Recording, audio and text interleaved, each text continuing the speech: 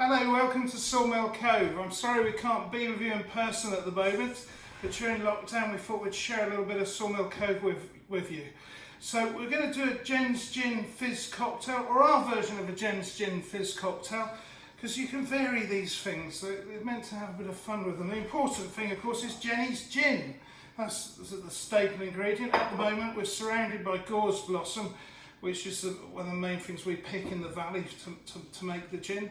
And so let's start. So we want a good slug of Jen's gin. Now we're at home, and who measures these things? So we're going to judge these things. So we'll start with a good few ice cubes in here.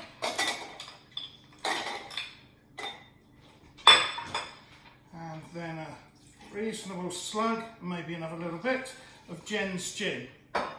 Now the classic way to do this is Jen's gin, lemon juice, sparkling water and sugar syrup. But our favourite, two ways to do it, is elderflower tonic, works really well, or my favourite, cava or prosecco. Personally, I'm a lover of cava, nice Spanish cava, so we're going to put that in there.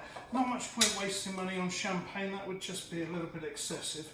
So sugar syrup, we don't have syrup to go on here, we're at home, but we do have boiling water and sugar, which is how we make syrup to go.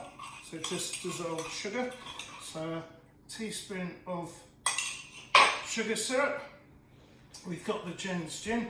We've squeezed half a lemon here, so half a lemon in goes. So sugar syrup and the lemon juice are going to balance each other out nicely. Just give them a little stir.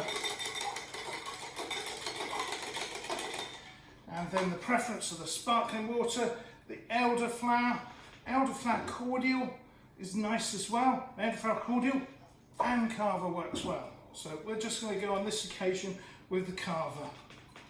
So really good simple cocktail, but so refreshing with this lovely weather. Up to the top of the J. And there we have it, a Jen's Gin Fizz cocktail, a la our version of that. Cheers to you all, and look forward to seeing you on the other side.